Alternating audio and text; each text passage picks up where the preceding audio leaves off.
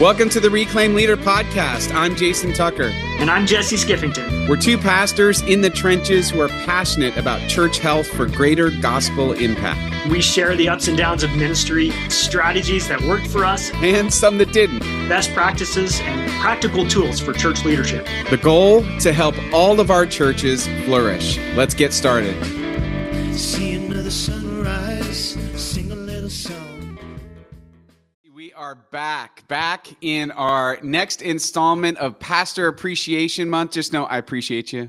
I appreciate you too, Jason. I feel like we got to say that at least 5 or 6 more times this month.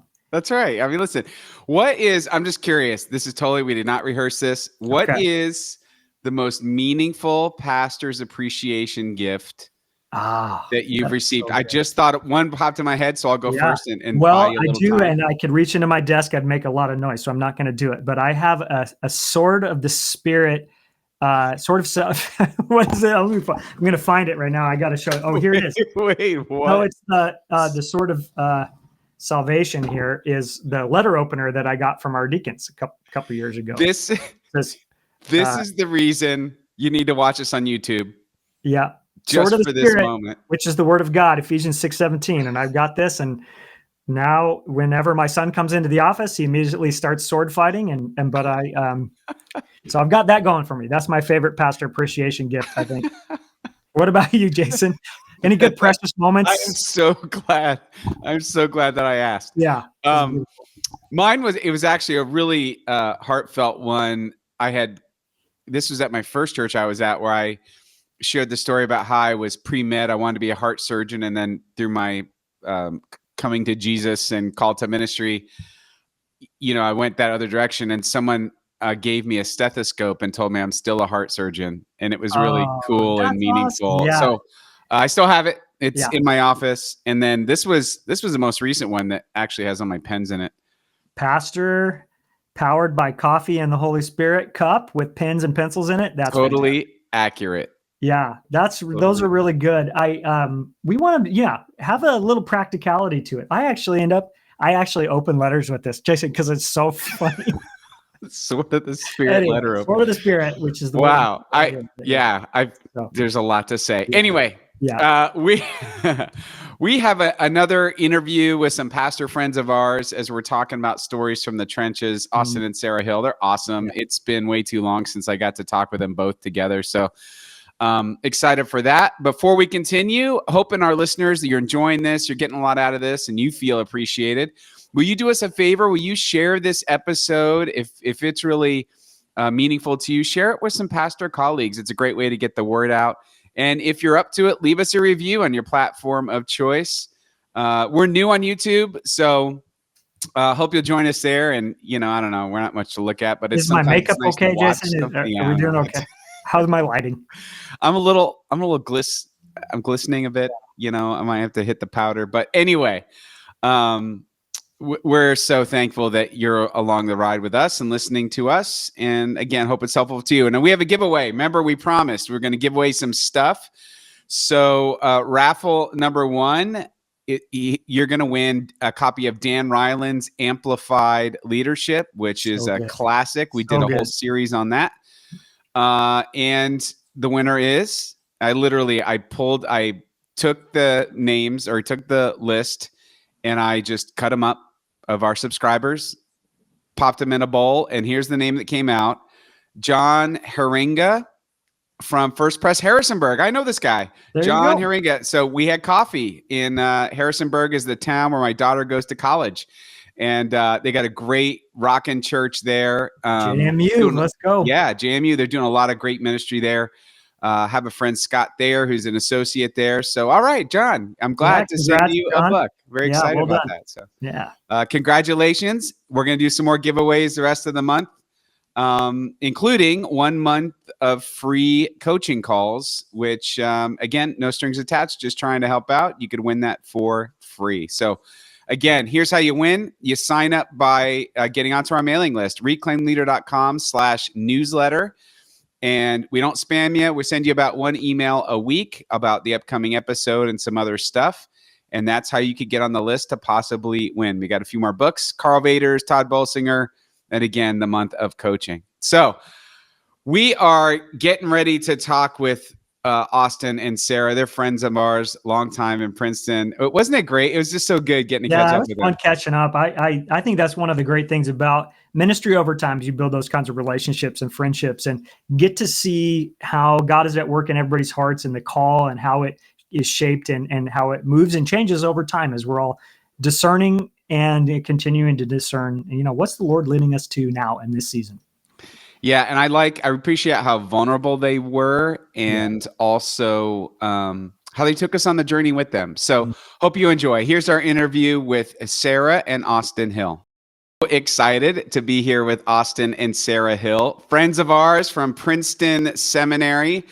Man, it was only like a lifetime ago, I swear. Like just a few things have happened. And Austin and Sara are not strangers to the podcast. They both have been guests. I think they've been guests equal amounts of times. We were looking into that. I think it's you each were on twice, I think.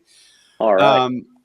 And man, I remember before you guys were Austin and Sara. I met Sara first at the president's house. Mm-hmm. It was like the first thing we did as incoming first years. And I don't know, it wasn't Rivendell, but it sounded like Rivendell from Lord of the Rings. I had a name like that. Do you remember? I don't remember what the name was. Anyway, it's a house with a name, right. so it's You're important. right. It's fancy. Yeah. And I remember my wife Karen and I met Sara there, and we all became friends over time, and it was cool watching Austin and Sara got together, and they ended up getting married and raising a beautiful family, and both of them going into ministry. So welcome back to the podcast, Austin and Sara. Thank you. Thanks. Yeah, it's great to be back. Yeah, and the last time, Sara, it's been a while that I've seen you in actual person. And Austin, I just saw, was that last year?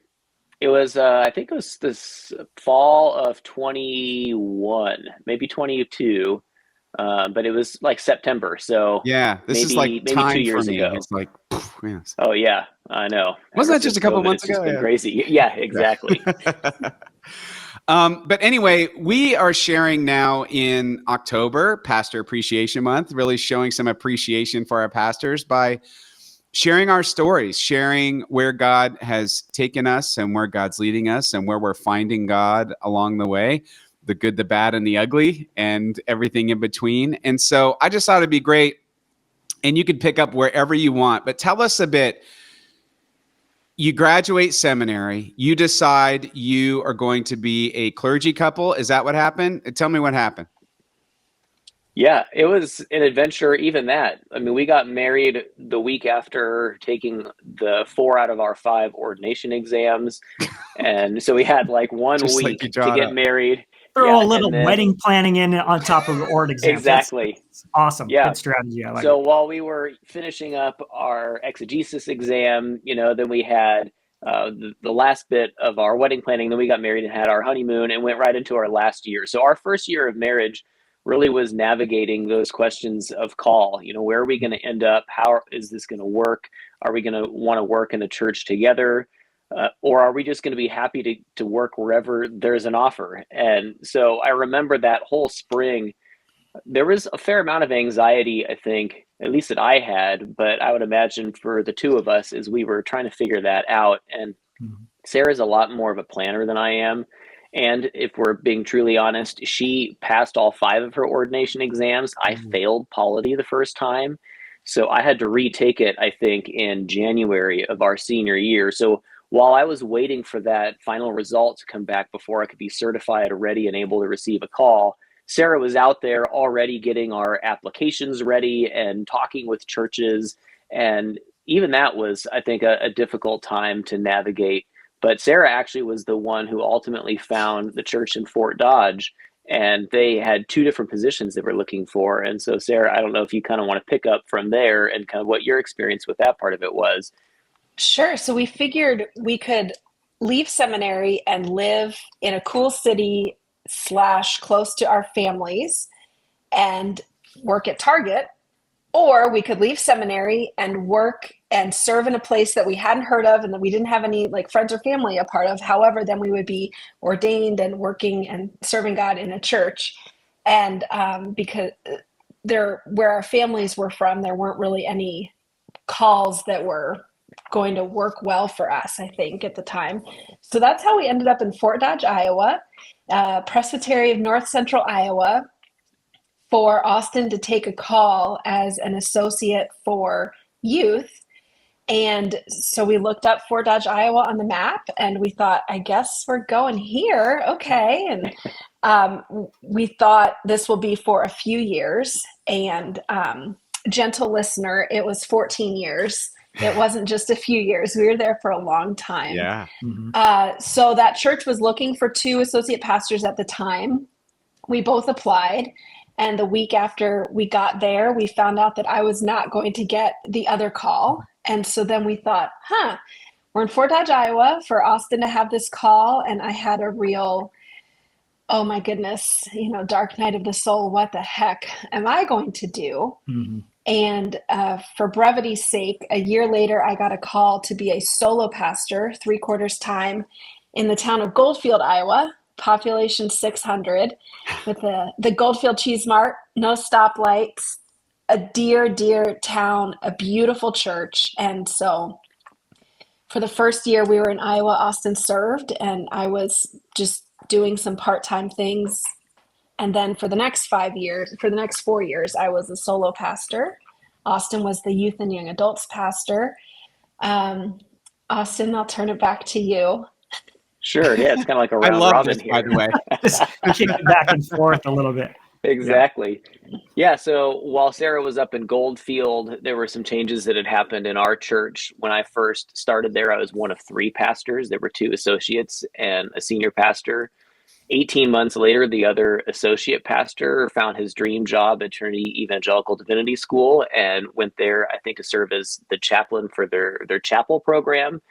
And our church at the time then basically took that position and combined it with my position and with the senior pastor's position. So I moved from being the associate pastor for youth and young adults to just being an associate pastor, kind of doing a smorgasbord of responsibilities, so adding new members, more regular preaching and visitation.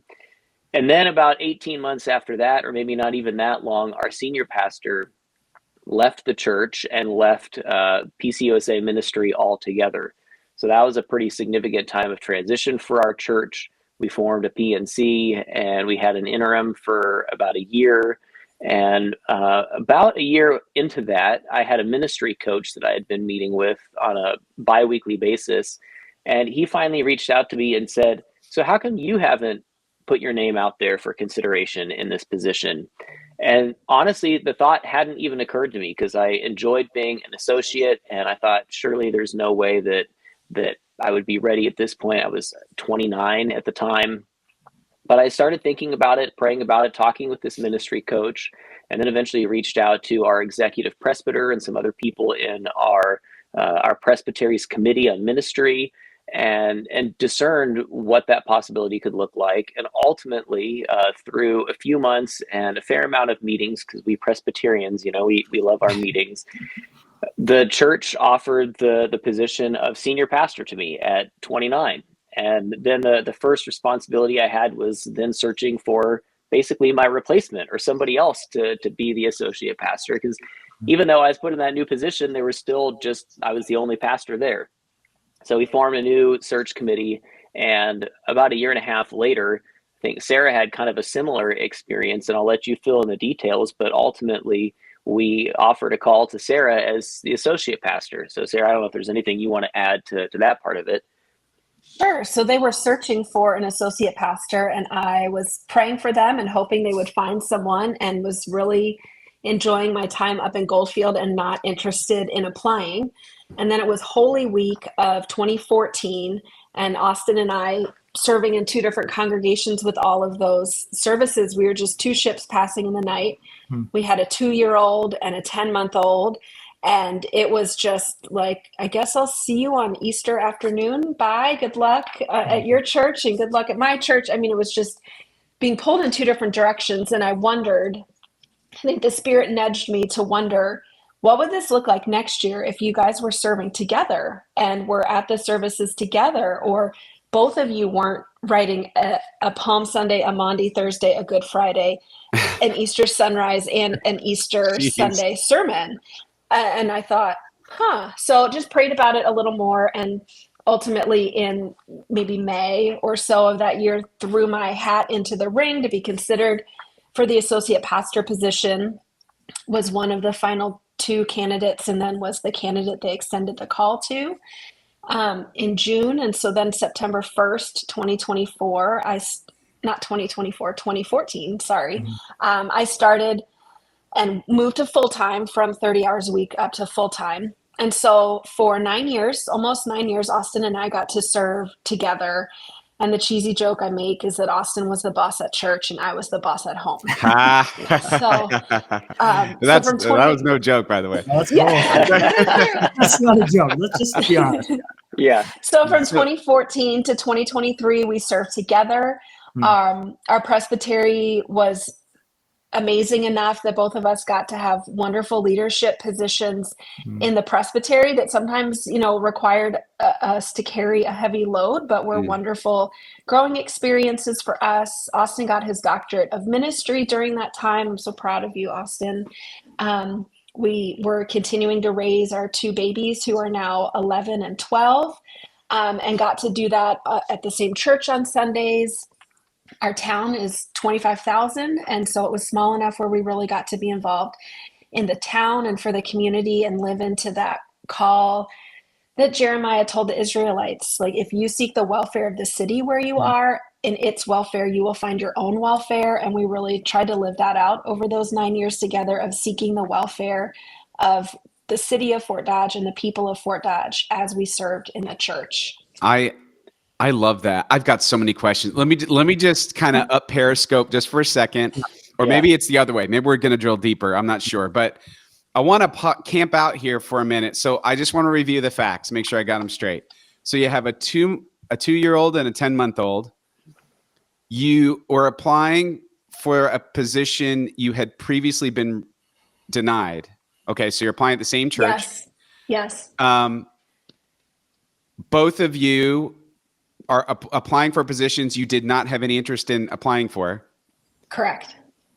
And you both get it. And now you're trying to work not only for the good of Fort Dodge, but you are truly trying to do church health revitalization. I'm sure were there for you red flags that were going up.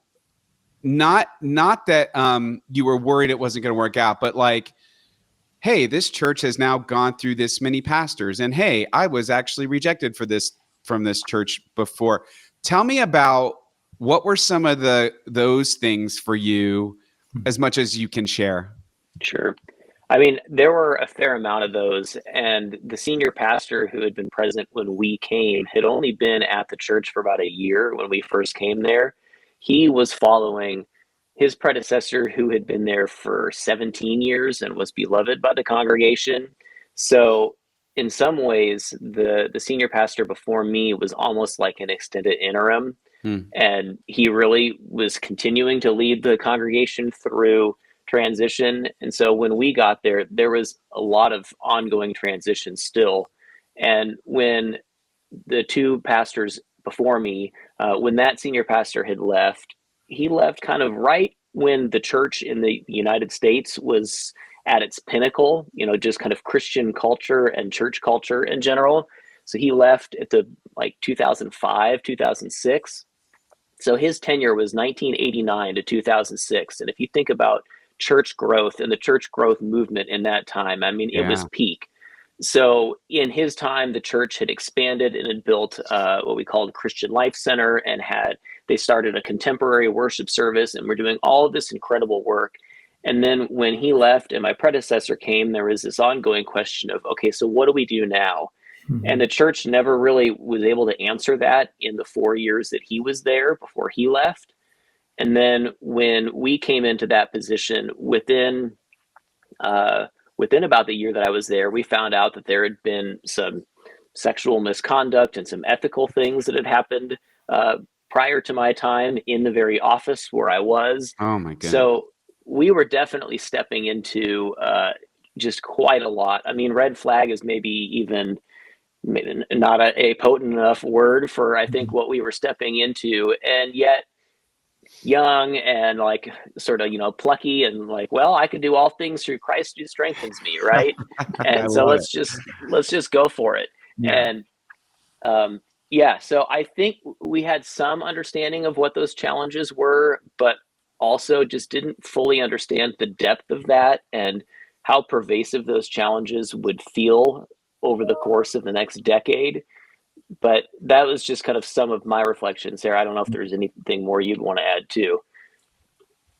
Uh, it was hard to decide to throw my hat in the ring again, knowing that I had been not chosen the first time. And I thought about our life with us serving two different churches, and then I imagined what our life could be like serving one church in the town where we lived.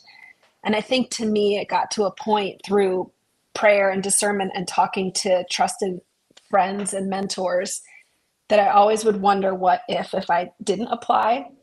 And so I thought I will just apply again. And if they reject me again, okay. But if not, I'm really excited about this opportunity. So I think that's how I decided to apply again Yeah. the second time. And I think, oh, go ahead, Austin. Sorry. well, I was was just going to add one other Yeah. reflection. So back when we were in seminary and trying to figure out what life would look like with two of us seeking ordained calls, I remember at the time thinking, well, if we worked in two different churches, how would that even work? Which church would our kids go to? Are they going to say, I prefer dad's church or mom's church? But then also, if we work in the same church, how would that work? Like, what church would want two pastors? And so many of those questions that I had seemed insurmountable at the time. And as I look back, what has been fascinating is that for each of those different stages where we found ourselves, I think God kind of provided a way for those things to work that went so far beyond what we initially would have thought. And looking back, it was amazing that all of those doubts or those questions or fears I had seemed to kind of be addressed in each of those stages. Where the time we were at two different churches, our kids were so young that, I mean, it didn't even really matter. And then when they were starting to get involved in church programs, we were together and we did find ways to make it work. And I think in a lot of ways, our marriage was strengthened in our working together. I didn't feel that our marriage was ever strained because of our spending so much time working together at the same church. And so it was fascinating looking back to see how our lives looked probably so different than what I would have imagined when I had first begun seminary, where I thought, oh yeah, I'm just going to go back to California or Seattle or something and find some church. And Iowa. it was so different. Yeah, exactly. But it was so much better or so much more fulfilling than what I could have ever imagined in the first place. And I mean, I think God just so often does that in our lives where we end up in places that we never would have thought of on our own. Yeah. And so you guys find yourself in this kind of new territory, exploring this new dynamic, working together and all of that. And I wonder if you could go back, or maybe somebody's looking at opportunities. Are there questions that you would ask now that you didn't know to ask then to give yourself a clearer picture of all the circumstances? I think sometimes, we get excited about a role or an opportunity, and it's, we kind of get the ideal version, the rose-colored glasses version of the job description or something. And I don't know. I think I would probably ask better questions now. But what would you have asked somebody young, maybe listening? What kinds of things would you steer them toward?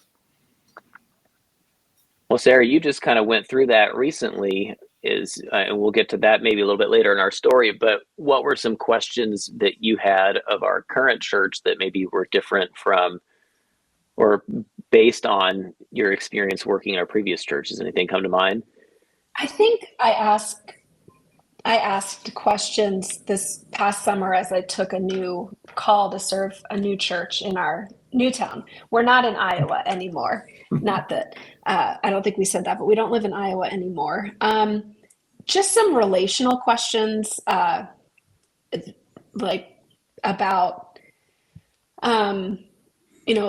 previous people who had been on staff, and did they leave well or did they not leave well? Or, okay, you have this foundation, stuff with foundations and church foundations and all that. I know to ask questions about that. Not that I did at this church until I was already on staff, but just asking better questions about like, what's the plan? So Yeah. what is, Or what are we getting ourselves into? yeah. And whatever. just questions, how well does the staff work together? Yeah.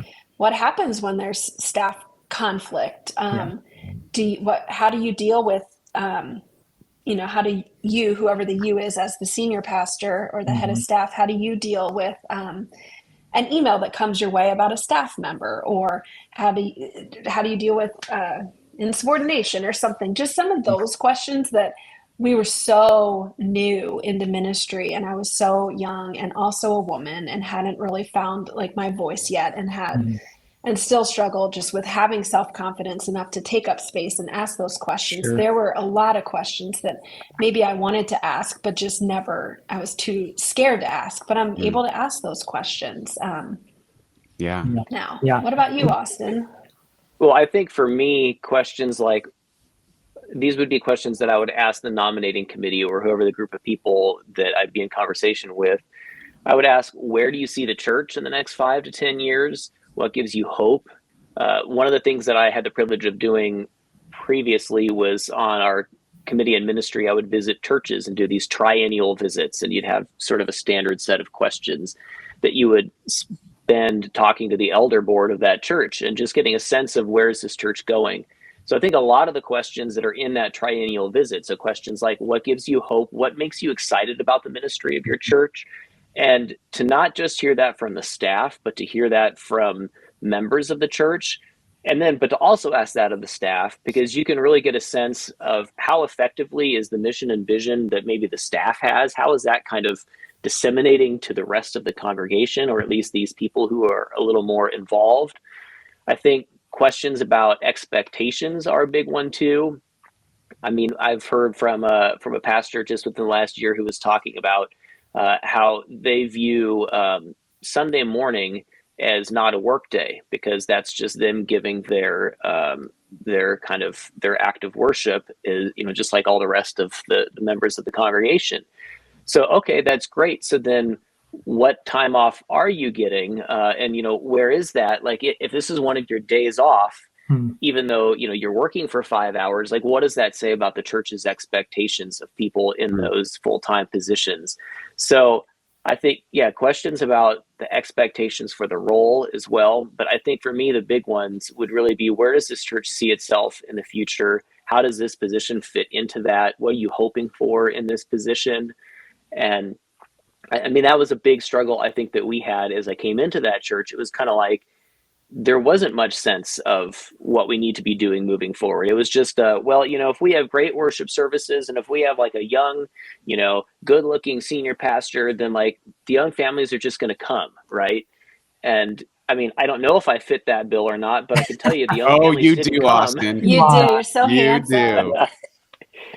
And so, just kind of dealing with those expectations and hopes. And then what do you do when those are not met, essentially? Yeah. And so before we get to the part where you ended up making some changes and some shifts, tell me about what were some of the highlights, 9 years in one spot. What are some things that you really look back and you're just like, man, that was awesome? I mean, there are so many things. Like between the two of us, between Sara and myself, we did, I think, over probably like 120 funerals in that time. And you might be thinking, wow, why is that a highlight? But not only that, 120 funerals, I think I did like 60 weddings, and you're there with people through the highs and lows of life. And you baptize kids. I mean, I had the privilege of having kids go through confirmation and then officiating their weddings like 10, 11, 12 years later, or even some of them baptizing their kids. And so, I mean, you have kind of these multiple generations that you get to see, and you actually do get to see the fruit of labor, and you get to see the harvest from some of those seeds that were either planted or watered 8, 9, 10, 11, 12 years prior. And that, I think, was a particular joy that we had. I think connected to that, we started an intern program where we had college students who would work kind of part-time as interns in our youth ministry or in our children's ministry. And I think we actually did an episode about that probably like 4 or 5 years ago. So if anyone's interested, they can go back into the archives. But I'll link I it think on the show notes. I'll link the yeah, episode. Yeah. I think we had probably like 35 college interns over the time that I was there, and one of them is at University of Dubuque Theological Seminary now and is under care with our presbytery. And I know for both Sarah and myself, working as interns when we were in college was a huge step in discerning what our gifts for ministry were and having people speak into us and really encourage us and teach us. So that was a ton of fun. It was a huge help for the congregation, and it really, I think, connected young adults to the ministry of our church in ways that we wouldn't have been able to otherwise. So that was something that I look back on very much as a positive thing, as a success for the church and for our ministry while we were there, that we kind of started earlier on. And as we got a little further on in our ministry, and Sarah probably can talk a little better about this than I can, as she already alluded to, our church really took an emphasis on reaching out to the community. That was some of the work that I did in my D-Min out at Fuller, was working with our staff. We did an experiment where kind of our upper level staff, I think there were 5 or 6 of us, depending on when it was, that we would take 10% of our time, of our actual job description, and we were to spend it in the community, in kind of whatever capacity was interesting or engaging for us. And I'll tell you, to get the session to sign off on that, I mean, that was a months-long conversation because there was a lot of perceived risk that went into that. Oh, well, does that mean we're just going to like pay you to go to a soccer game for your kids and stuff like that? But yes, yeah, exactly. And the stories that came out of that. So then what we did in conjunction was each year during the annual meeting that for years had decreasing attendance. We even had to change our quorum so that we could just legally have a congregational meeting because so few people were coming. So what we decided to do in conjunction with that was we would go from our normal 2 Sunday morning services down to 1. So we would get everybody all together, kind of pack the house. And we had each of these program staff then take about 5 minutes. And for the sermon, we had that 5 minutes to share how we were advancing the mission and vision of our church this past year and sharing stories from this time out in the community. And so we had our music director, our church business administrator, the 2 of us as pastors. We had our communications coordinator, the 5 of us all sharing. The director of youth and young adults or the associate pastor, depending on the year. Yeah. And so what was so cool about that was you would hear how these people were kind of living out their calling in ways that were interesting to them and sort of modeling to the rest of the congregation that ministry isn't just something that happens on Sunday morning. It's not just something that happens in the office. And like our music director, for example, decided that he would go and he's an incredible pianist. He would go to our local retirement community and he would go to the memory unit and just play piano for the residents there. That's awesome. And there was a gentleman who would visit his wife who was in this memory unit. It's on lockdown, and he would visit her every day and she never recognized him. But when our music director would play piano out there, the husband started asking that our music director would play songs that he and his wife used to dance to and go out to when they were young. And she remembered these songs. And for those times when our music director was there, her memory would come alive and she would sing along. She would want to dance and recognize her husband who was there. Wow. And so here's our music director, just experiencing this week after week. Instead of having a congregation saying, no, you have to stay in the office and, organize the choir songs for a 4th time that year or whatever to get your hours. Yeah. And so, stories like that were shared and they weren't all from me. So, it was just great. But Sarah, I don't know if there's more you would want to add to that as well. Yeah, I think I would just drill down on the community relationships in terms of butts in the pews and bucks in the offering plate, those things that we were told to, those are the signs of growth. Honestly, especially, COVID, of course, too, like those weren't there some years. And so it could be really easy to get discouraged. Like there's less money coming in, there's more people dying, and there's less people here on a Sunday morning because they're at the lakes or they're camping or they're at soccer or dance or cheer. But it was those community relationships when my, friend from CrossFit who I worked out with, 3 days a week at noon on Fridays, when her relationship with her abusive boyfriend was falling apart for obvious reasons. And I was the person that she called because I was the only connection to some sort of God / spiritual / higher power type person she had in her life. Or we got to, like, through my 10% time, for part of it, I was the fire department chaplain. Hello, right. Fort Dodge Fire and Rescue. Awesome. I miss you guys so much. You're the best.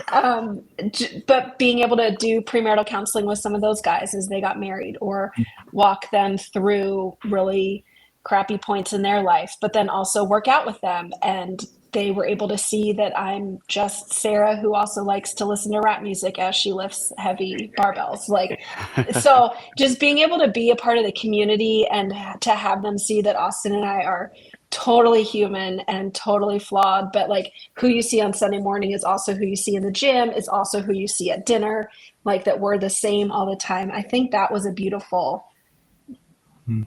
was beautiful for me to be able to give to Fort Dodge. And I grew a lot out of being that person, one of those people in Fort Dodge too. Man. And I know go ahead. she won't say it. I'll just do a little quick brag here. The year before we left, Sara was nominated and won the award for Volunteer of the Year from the Fort Dodge, basically, Chamber of Commerce. Oh, So, that's awesome. I mean, so she was Thanks. recognized, in front of all these community leaders as being the Volunteer of the Year. And I mean, again, just another way that people were seeing our church being involved in the community, and not in some kind of transactional way, but just to actually seek the welfare of the community. And people recognized it. I mean, they really saw it. Man, Thanks. so you're slogging away, you're doing ministry, you're scrappy, you're figuring it out, you're trying, pushing toward health, all of these things, raising kids. And was it, I'm guessing the challenges were all along the way, just like they always are, but was it the pandemic? Was that what sort of pushed you to rethink your call to that church that maybe had been happening under the surface, or was it not really the pandemic? Was it just kind of like you felt like it was time? Because I know Austin came out. Austin flies. He's a pilot, so he flew out here. It was actually part of his sabbatical. So I mean, this is like the big danger. You don't ever go on a sabbatical. I mean, like, you're gonna change your life. So, but he came out and he visited my church as part of that, and it was really fun. It was great to see him, and he was telling me about flying up the Hudson, and that was kind of, it was just neat. He flew to Virginia, been back, and then was here for the meeting. So, but I know even then he was really in a time of discernment. So what was it for you guys where you felt like, what, I think it's time to make a change? What bring us to where you were at that point? Okay, Sure. I'll go first. Okay. So the school year of 2021, 2022 was just that time frame of 10 months was a really heavy, intense time period for us. We had, briefly, we had 17 funerals at the church, which was just a lot, including 2 people who were sitting active elders.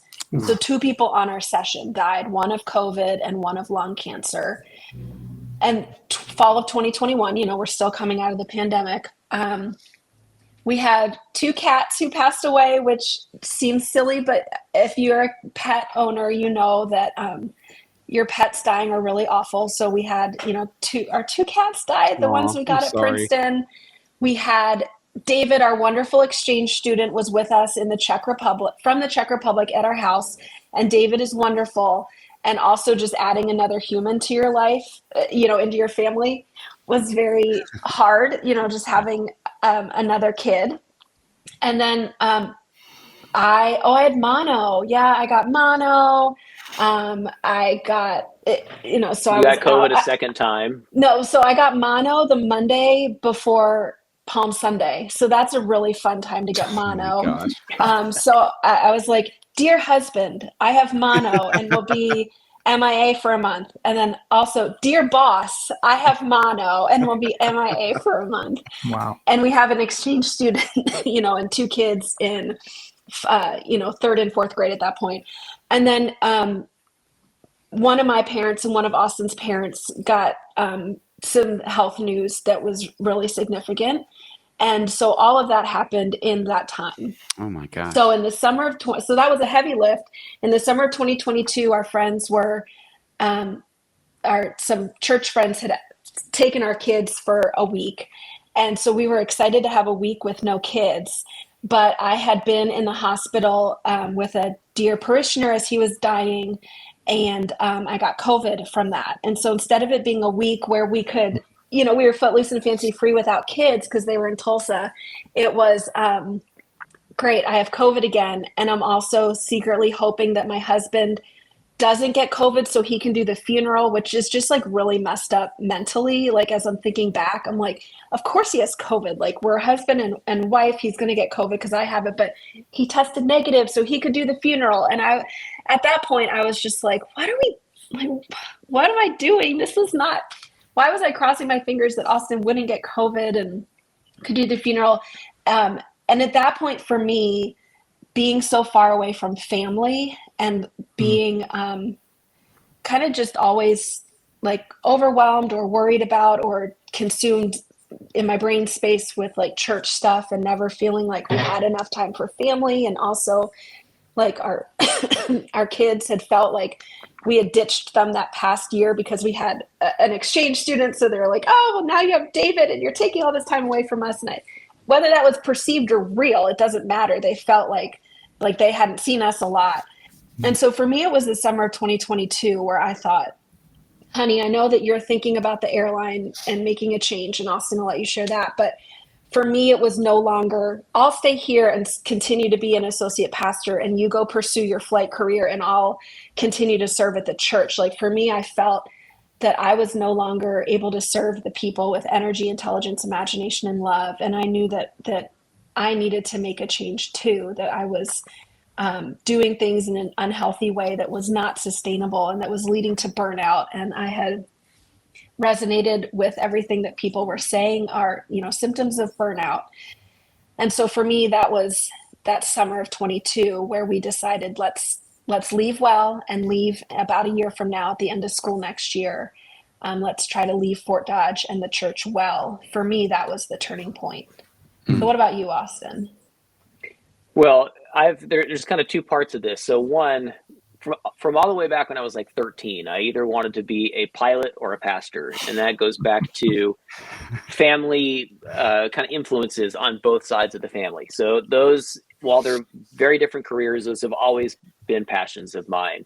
And ultimately, I decided to pursue ministry and really felt called to that, especially from when we moved from Southern California to Northern California right before my senior year of high school, and went down that route and kind of closed the door on flying altogether. And then in 2012, my brother, who has been in Nashville since 2002, was in a really bad motorcycle accident. A 16-year-old girl turned left right into him, didn't see him, basically, and it was like 2 lanes each way. And he would have died if he weren't wearing a full face helmet. But broken bones everywhere, broken neck. His right arm is still paralyzed to this day. And while he was bleeding out on the asphalt, the head surgeon of the trauma unit at Vanderbilt University Medical Center, where every automotive trauma in the state of Tennessee was like 3 cars behind my brother, and got out and kept my brother alive until the paramedics came and took him to that very same unit where every automotive trauma goes. And then my brother was there recovering.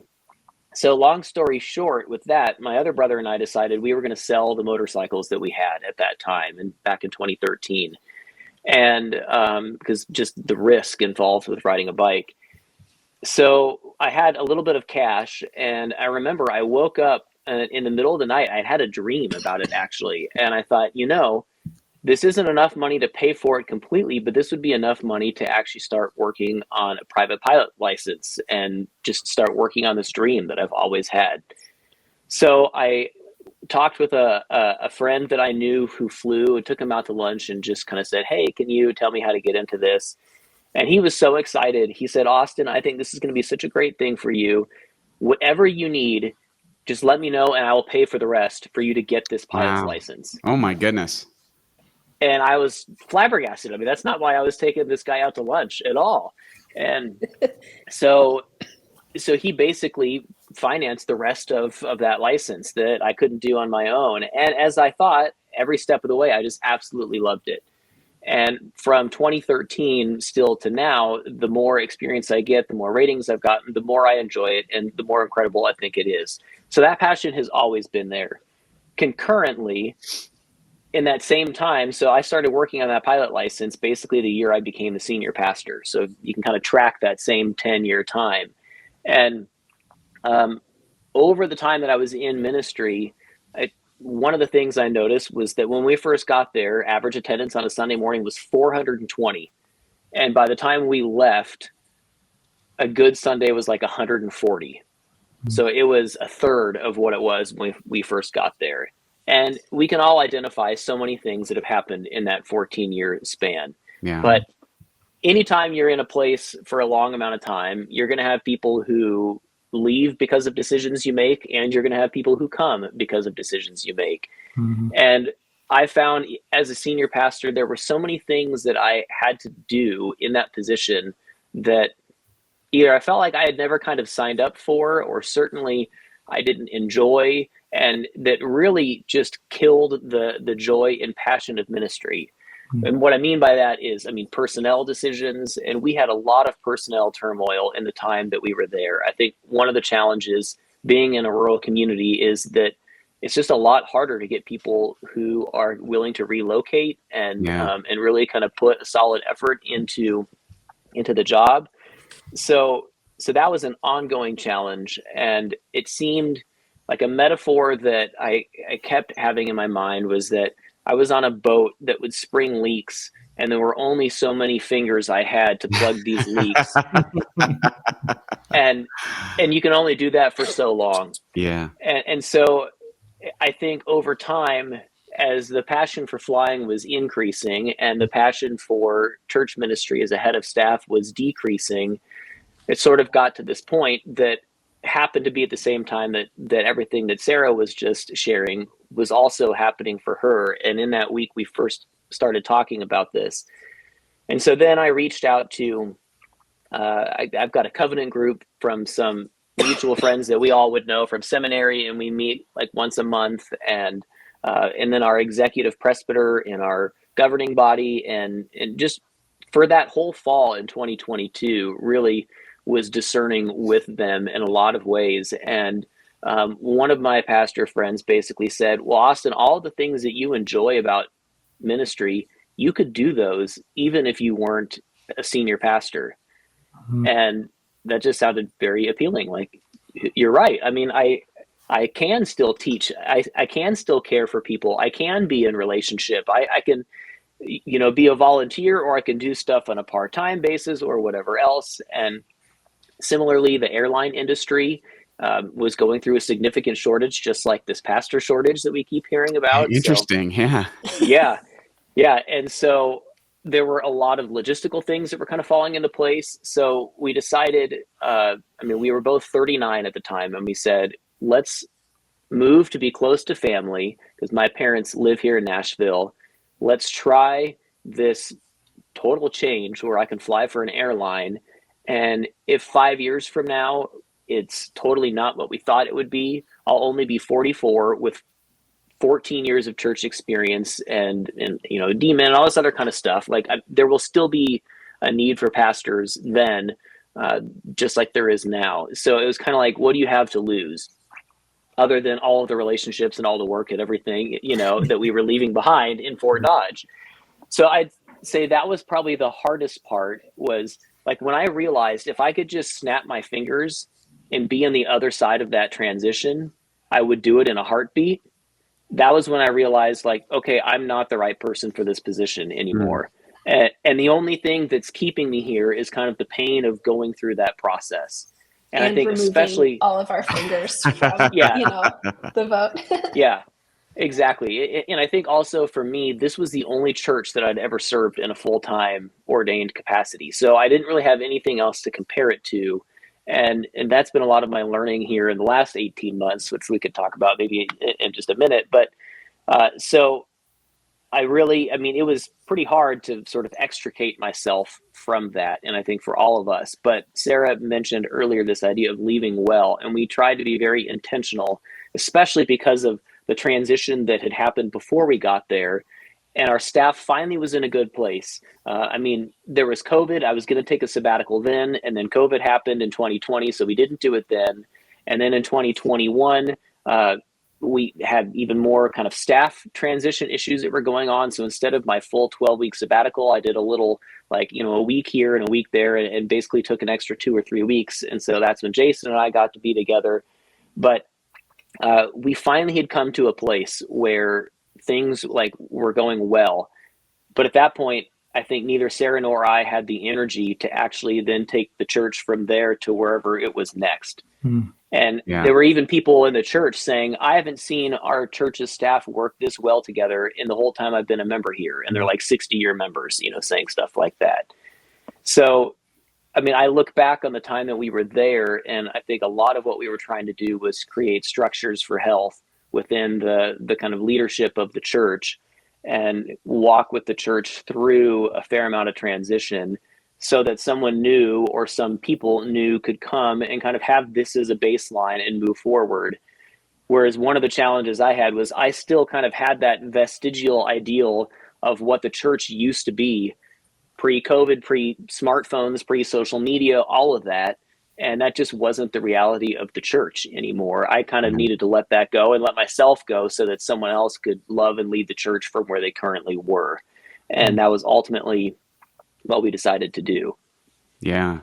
So you both seem really happy. And I'm really excited about that. Tell us a bit. So for you, Sarah, brand spanking new job, ministry call, and Austin, you've been flying now for a bit. Tell us about how you're doing just right now. Like, how's it going? How has this changed?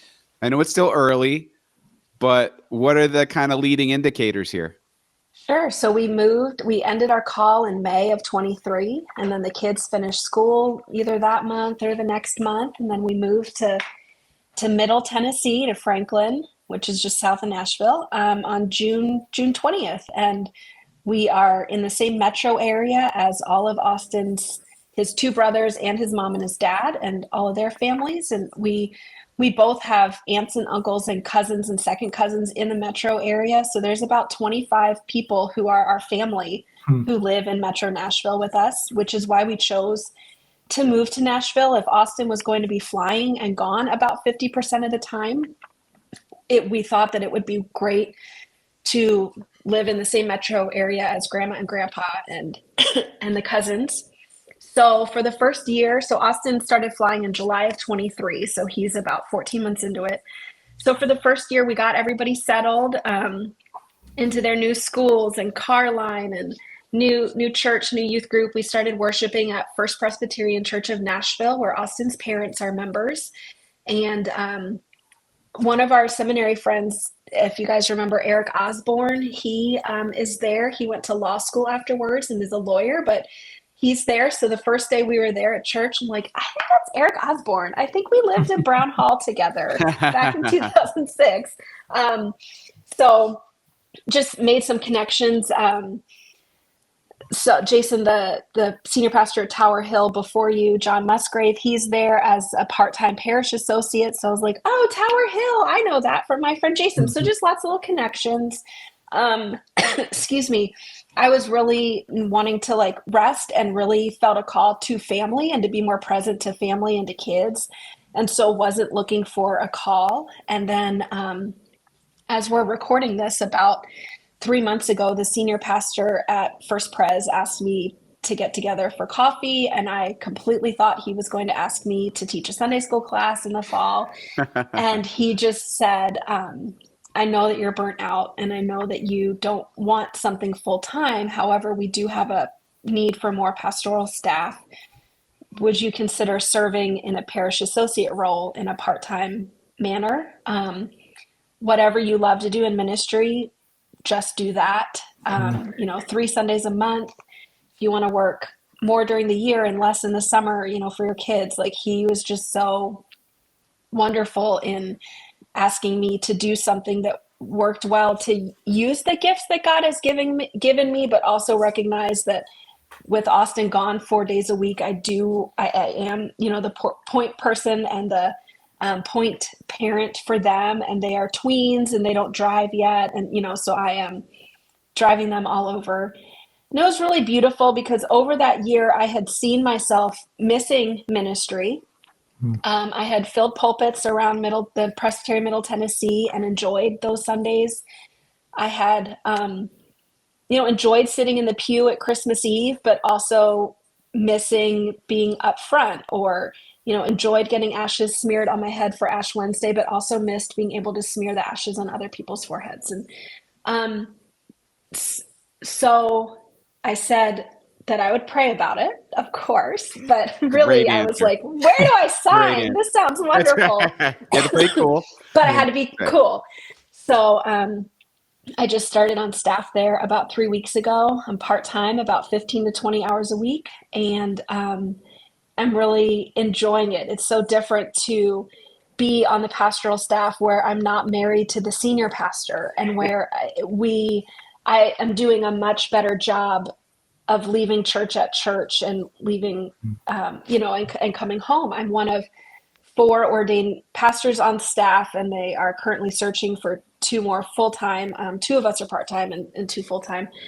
So just, it's a huge staff, like 60 people. It's a huge congregation, like 4,000 or 4,500 members. And so it's a lot different than Iowa in some ways, but then, ministry sort of the same in every way too. There's still the same stuff, but so far I'm really enjoying it and enjoying the kind of part-time nature of it, and being more present to my kids. But then also we see Austin's family so much, which is such a gift after not seeing them for 14 years. It is, it doesn't feel like an obligation. It feels like such a joy that we get to see them.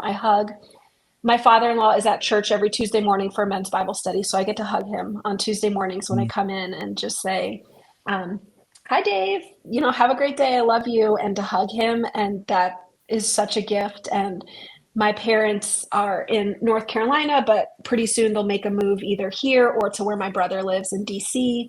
And we're able to see them a lot more as well. And just we have more margin in our life, which is something that I think, because both of us were not only married, but then also serving the same church, and we were the only 2 pastors on staff, it just felt like all encompassing, or just like there was never time off, or like if I took time off, that meant that it was on Austin's shoulders, or it just, towards the end, I guess, it just felt really heavy, and it feels, it feels lighter now. That's so awesome. I'm so glad you're there. It's so funny that I was just there for a conference last spring, and I met your senior pastor, and just a super great guy, and seems like a really great pastor and leader. Mm-hmm. And by the way, your church's campus, people don't understand. It's people will have no idea what we're talking. We're not just talking about a big church. No, we have a pool. the biggest piece of land. There's horses. Yeah, we have an equestrian ministry. We have horses. I mean, my mind, seriously, my mind was so blown when I know. was there. We have a day school for, awesome. Preschool, but then through 6th Church grade. Disneyland. Yeah. I mean, I remember we visited Austin's family there, like right when his family had moved there, before we ever thought we would move to Nashville. And they, drove us around the campus. And I remember thinking, like, gosh, what would it be like to serve on a ministry like at this church? And at the time they had like 7 ordained pastors. And I was like, wow, that's wild. And so then, like, how funny that 2 or 3 years later, I am on part-time staff there on the pastoral staff. And it's It's a wonderful outpost of the kingdom for sure. That's so cool. And Austin, how's the flying career going, dude? Like from pastor to pilot. Tell us about what that's like. So, in short, it is amazing. Like just through and through. There's a word that has continually been in my mind for the last year and a half, and it's extravagant. Like when I sit in church on a Sunday morning with my parents and my wife and my kids in a pew, and I'm just there to worship as opposed to like figure out how the whole thing is, being managed and everything. And I get to do that week after week. It's just like I didn't even realize how good it can be. And Wow. it is just really amazing. The job is a ton of fun. I love flying. So I fly for a regional airline called Envoy that American Airlines owns. So it'll say American Eagle on the side of the plane. And I'm based out of Chicago. So usually they're like 3.5 day trips, and I'll commute the morning of, and I'll come home in the afternoon on the fourth day. And I see my family more now as an airline pilot, where I'm like literally gone for days at a time, than when I was working in the church before. Wow. Just the margin that I have when I'm at home, and then even while I'm flying, it's awesome. I get to see all these new parts of the country. I mean, in my most recent trip, I was in Boston, St. Louis, Dallas, Chicago. The week before that, I was in Miami, Jacksonville. Yes, he's there, and I'm in Carline, so that's not fair. I'm like, great, have fun in Toronto. I'm just down here in Carline, I'm eating winning at Cubanos life. down Yeah, in, exactly. Yeah, it's just great. And so I'm I eating meet a ton leftover of fun pizza people. with our kids. Yeah. And people they're always amazed because, I'm 40, so I'm not like a 23-year-old who's starting this. So they'll say, "Oh, well, what did you do before this?" And then they almost do like a double take when I tell them that I was a pastor of a church for 14 years. And so then, of course, as you all know, then the conversation either immediately dies down because they don't know what to say, right. and they just, they Conversation realize killer. all the 4-letter words they just had been saying, or, they open up and tell you their whole life story. And you get a fair amount of time up in the flight deck with other pilots and then with the rest of the crew. So that part has been a ton of fun because, I mean, that's the stuff that, when I wanted to go into ministry in the first place, because I was having real conversations with people about life and faith in ways that mattered all the time in my just ordinary life, and thought, well, okay, I'll do that in the church because then I can do that all the time. But as you all know, there are some days when it's like there's so much administrative work that you're doing that you have very little of those actual conversations. So that's been a ton of fun. The views that I get to see, I've been able to like go back in time and make the sun set in the East Coast because you're up at altitude at sunrise. And so the sun is already up for you there. And then you descend really quickly and the sun actually dips below the horizon again. And just like the kinds of things that you get to see they're incredible. And that is just continually a privilege. And then on top of that, I still get 3.5 to 4 days at home every week where I'm just home. And it's not like the weight of the world or of like institutions in America and like, what is the trajectory of the church? I just get to be at home. And so I can still participate in the church. Both Sara and I were on we were in the pulpit supply list where we were members at large in our presbytery. And at first people were kind of like, why do you want to be a member at large? And like, if you don't have a congregation, kind of like, what's the deal? Like they didn't really know what to do with us at first when we came Because to we a weren't presbytery. coming in honorably retired, Right. which Yeah. they got a lot of. We were coming in to town, but not to seek a call, but we weren't retired. So it was really weird at that presbytery meeting. This like one person was just like not getting it, but we're like, no, being a part of our presbytery in North Central Iowa was such a life-giving opportunity for us. And we want to have those friendships and relationships here in the Presbytery of Middle Tennessee. So I know we're coming in as a pilot and a stay-at-home mom. However, we really want to be a part of this group. And like, we show up for presbytery meetings and I'm on a committee already. And oh, wow. Yeah. And I didn't even know that. But and then I would also say, we get to use our gifts in other ways too. This summer, both Sara and I split. There was a church where the pastor was on sabbatical. So we did pulpit supply for that church for like 10 weeks this summer. And we do more in our local church too. And so for me, there's been a lot of ongoing reflecting where I've seen, and this was really what I wanted to do on my sabbatical with visiting 5 other churches, and just to see what are other pastors doing, what is it like in other churches, and kind of gauge, I mean, if I'm, really honest, to see, is a lot of the decline that's been happening, like, is it because of things that I have or haven't been doing, or is this just what churches everywhere are dealing with, in some way, shape, or form? And for the last year, I've seen that in our church here, like, I mean, the staff is wonderful, but they're not really doing things that I wasn't necessarily doing in Iowa. And to kind of see that we were doing many of the, kind of the best you can do in that situation. And I think it's kind of helped me take the results, so to speak, of our efforts in Iowa a little less personally, and to maybe hold on to some of those expectations or hopes or disappointments less strongly as well, and to simply recognize that regardless of who does or doesn't show up, we still have the privilege of gathering in worship and empowering those who are here to be disciples, and that's a joy and a responsibility that we get to be a part of. So that has been, I think, a really great perspective for me as well. And then the last thing I would say is there's an ongoing discernment, and Sarah can tell you because I often I process things out loud. So I'm kind of like a broken record, but I do still get this sense of like, I don't know what more I should be doing, but I feel like there is something more.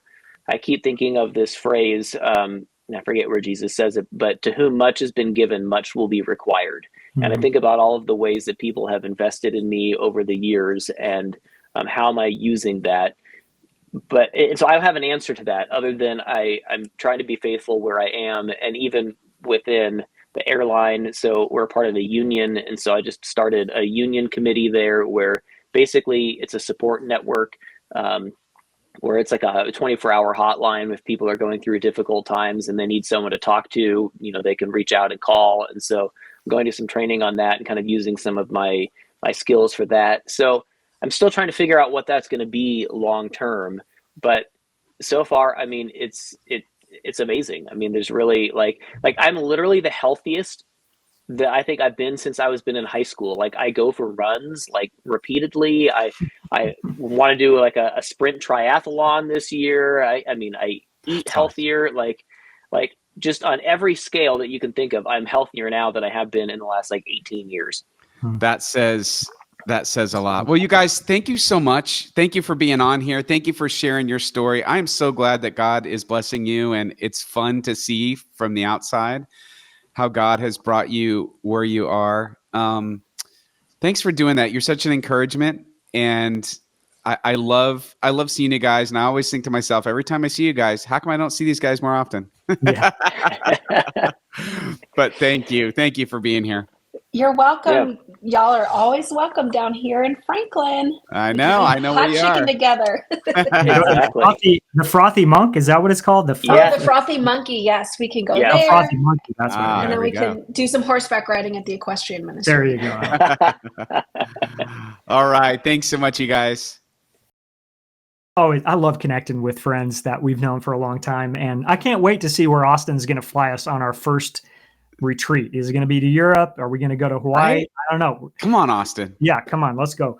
But really just appreciate it, like we said at the outset, just the vulnerability to share about their journey with us. And as pastors or church leaders, hearing other pastors tell their stories helps us to reflect on and think about ours. And I was pulling on a couple of threads, or just things that I'm taking away, is just the willingness to be kind of honest with yourself about what's going on, and being introspective and paying attention to your heart, your mind, your soul, your faith, listening for the Holy Spirit, listening to what's going on in your heart and mind and your role in life, and all of those things kind of as you're discerning your call. So I just appreciated the vulnerability as we were listening to their story.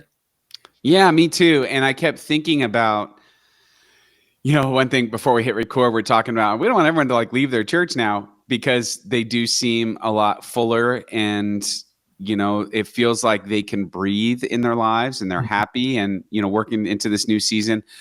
But I think for me, it was just a reminder, am I paying attention to the own warning signs I'm having of like not being healthy? Yeah. Allowing, where every waking moment is doing ministry or too much time away from family or whatever that is. There's always these sort of indicators that all is not right. And you could do that for a season, but am I kidding myself or am I being honest with myself and making sure that I'm getting the kind of support and space that I need is how you keep doing this for years and years and years. I think that's the key takeaway. Pay attention. And if you notice, if you listen there as they're telling their story, there are other people in their lives walking with them through that journey. And Austin talking about having some trusted folks to discern about pastor, pilot, and all that. And so it wasn't just alone in a room. It was in community, paying attention personally, but also with others that know you well and that you trust to help you discern that too. So, yeah, really good stuff, and really just so much fun to catch up with Sara and Austin. Yeah, and I'm waiting for Austin's book. It's going to have to be like the threefold office of Austin, pastor, pilot, friend, right? Yeah, Something I like it. Yeah, okay, there you go, Austin. That's free. That's for free. No, but thanks so much, everyone. We appreciate you. And again, you can win as part of our Pastor Appreciation Month, reclaimleader.com/newsletter. You could sign up, be part of our subscription list, and that's how you win. Anything else before we sign off? No, I'm grateful. I'm grateful to be a part of this with other pastors and leaders trying to figure it out. We are in the trenches, trying to make it work. We sure are.